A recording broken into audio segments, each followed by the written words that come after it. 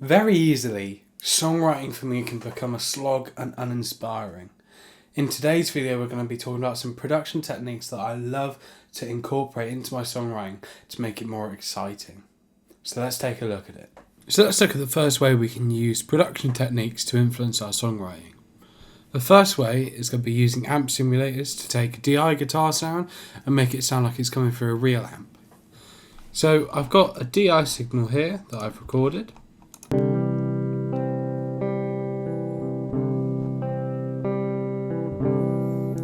Let's see what we can do to this to make it sound better. So first off, we've got Amp Designer from Logic, which I've got the boutique British combo amp, and I've tweaked some of the settings like the EQ, the gain, master, and the mic and mic position. So let's have a look with that amp now on the DI.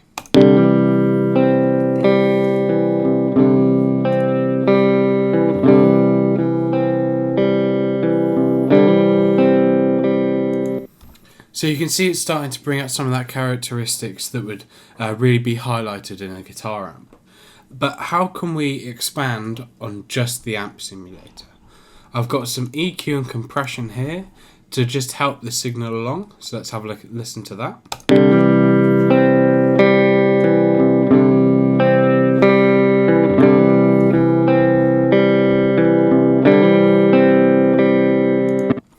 And then expanding on that, I've added some modulation, delay and reverb.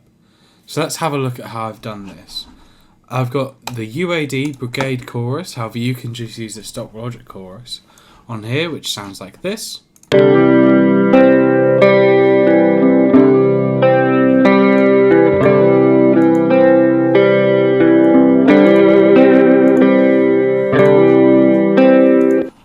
Okay, and on top of that, I've got the tape delay from Logic, and let's have a listen to that. I'm going to take the chorus off so it's just really focused on the delay.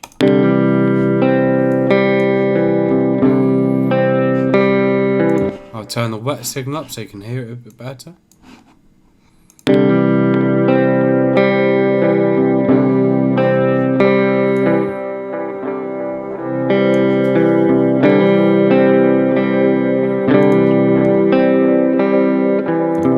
Okay, and then let's bring that mix back down and add in some reverb. So I've got one reverb, which is just a room, and then I've got another reverb, which is a plate.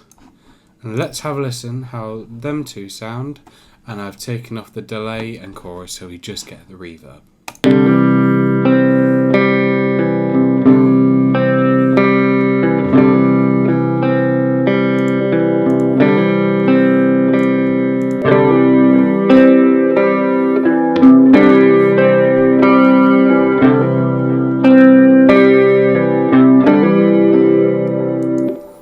So that's kind of how I'd use amp simulators and plugins to expand my guitar sound. And you can get really creative with this and use all kinds of plugins. Another thing I like to use is different modulators. Like the rotor cabinet, it sounds really good. Stuff like tremolo and flange. You can also use stacking of compression to get different kinds of sounds. You can also use different experimental reverbs. There's this thing in Space Designer called, under warped effects, a ghost rhythm. You pick one that's roughly the same BPM as your song, and then it will create rhythms out of the reverb, which can sound really cool. Moving on from this, I want to have a look at some virtual instruments that I use for songwriting. So I've got some set up here. The first one is a muted piano. I've taken the keyboard player from Logic, exported it out as MIDI and put it into this instrument. So let's have a look at how this sounds first. So this is just the virtual instrument as it comes stock.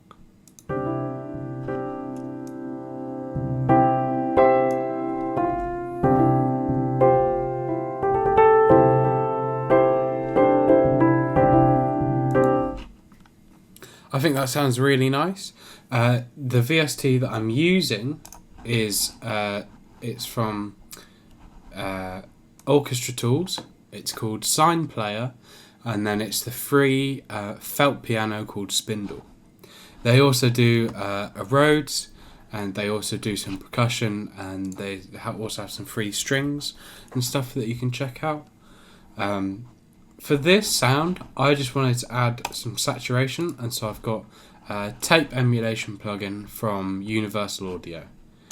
A free alternative to this that you can use is the ChowDSPTapeModel, which I used to use all the time, and it's really good.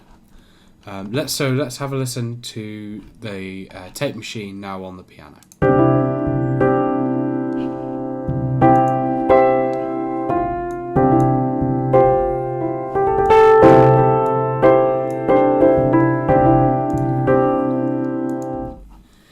For me, that's just really starting to push the piano in some really interesting into some like harmonic, not distortion but saturation. So some other instruments that I wanted to touch on was retro synth from Logic. Looks like this. I've just got doing some really like paddy octaves here. I've got some noise mixed in and then just a square wave.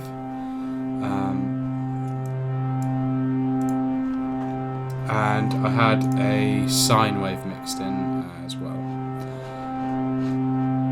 With that, I put on a chorus, which sounds like this. Just to give it a little bit of movement that I think it needed. You can do multiple things with retro synth. It's a really good synth and it's really easy to get around. And if you're just getting into starting working with synths, I'd really recommend it, and I will do a future video on it. So that's it for virtual instruments. The final thing that I really want to touch on and kind of sink my teeth into in this video is sampling. I've got two methods of sampling that I want to touch on today. The first one is using Drum Machine Designer and having sample kits. So this is a pattern that I came up with last night.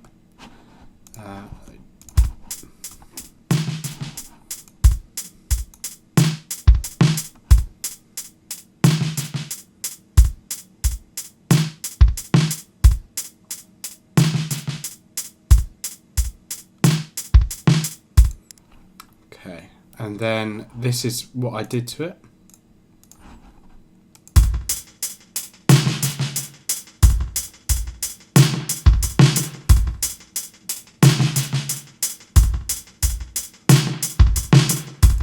So let's break that down into how I got to this final part. So I've got Drum Machine Designer up here, and let's have a look at the samples that I've got. So for a kick, I've got this. Snare.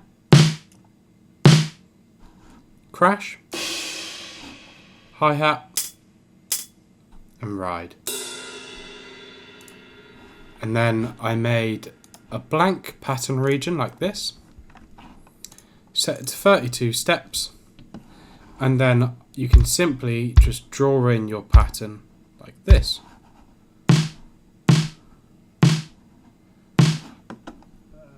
And then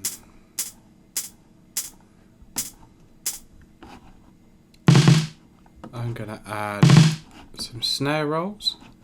So if you just write in like this, it can sound pretty unnatural and really like a proper drum machine.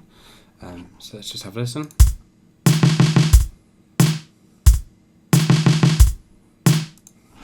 However, what I want to do to this is change some of the velocity values, and so that you get different levels of loudness per each sample. To do this, we click on velocity value here, and then it gives us a scale from 0 or 1 all the way up to 127. So I'm going to have for this snare roll my loudest be 100, and then I'm going to go down in value after that. I might then do the same for this one,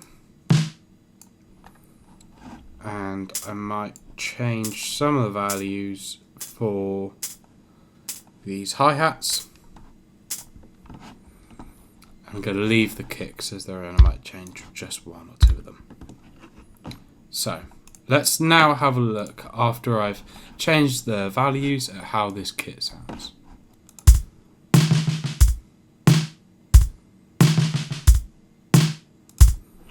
Sounds much more natural and much more like a real human is playing.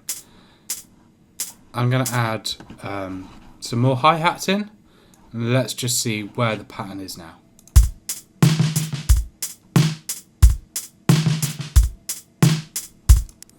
So I'm quite happy with this, and in terms of how I'd use this in my songwriting, I often start a demo with a drum sample or maybe a drum loop, and then I'll write off of the drum loop. Then later I might re-record it with a real drummer, taking the loop as a basis for it, or I might keep the loop in and just do some more final tweaks to it to get it sounding right.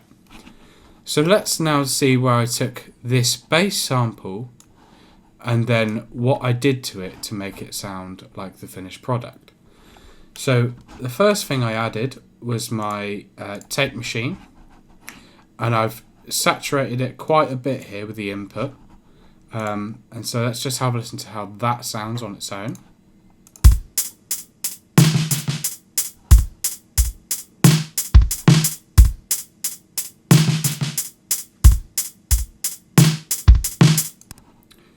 Now let's have a listen to the next one, which is a tape delay that I've used from Universal Audio. You can do the same thing with the tape delay from Logic, and it will give you the same effect.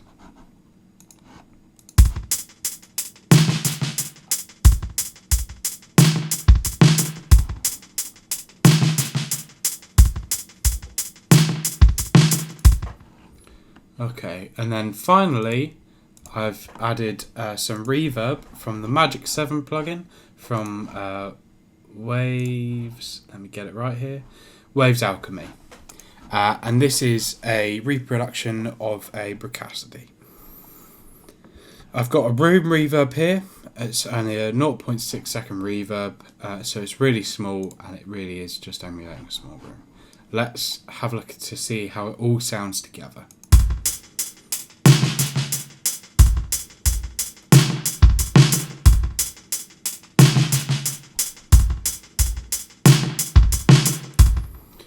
So when I was building this loop, I started with the drums, then I added this piano, so let's see how these two sound together.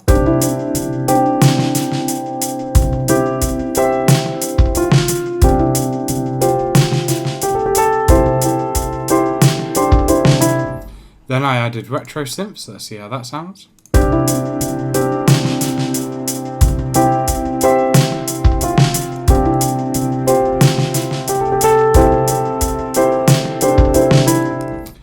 Then I decided that I wanted a thicker sound that the retro synth wasn't giving me, and so I decided to do a different kind of sampling, which is I took some MIDI that I played, I then bounced it out into an audio file, put it into a sampler and manipulated it in the sampler. So let's break down how I did this. So I've got my initial samples here. So let's just have a listen to what I recorded.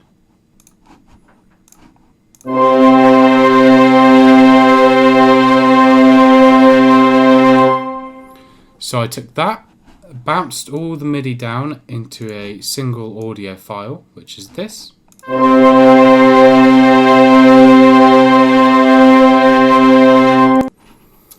I then dragged this audio file into Quick Sampler, which is here, and then I will break down what this is. So this here is the audio from the sample. When you open it up, it will probably look something like this. I then decided that I wanted to make a loop at the end, and so I could infinitely have this sample playing. I added a bit of a crossfade to the loop so it would sound a bit more natural, and I also faded the loop in and I cut it down back here. So let's have a look now as to what this sounds like.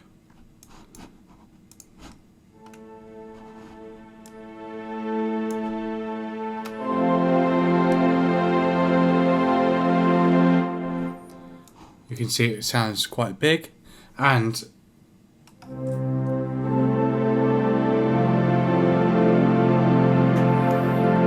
basically how this sampler is working is it's taking the audio that I gave it and then it's speeding it up or slowing it down to get the right pitch for each note so that then I can play it on a MIDI keyboard. And because I've added the loop at the end, if I just hold down one note,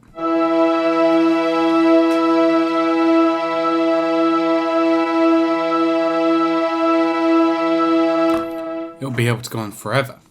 So let's now look at how I would use this. As I said, I wanted to beef up the retro synth I had, so let's look at how it works in the mix.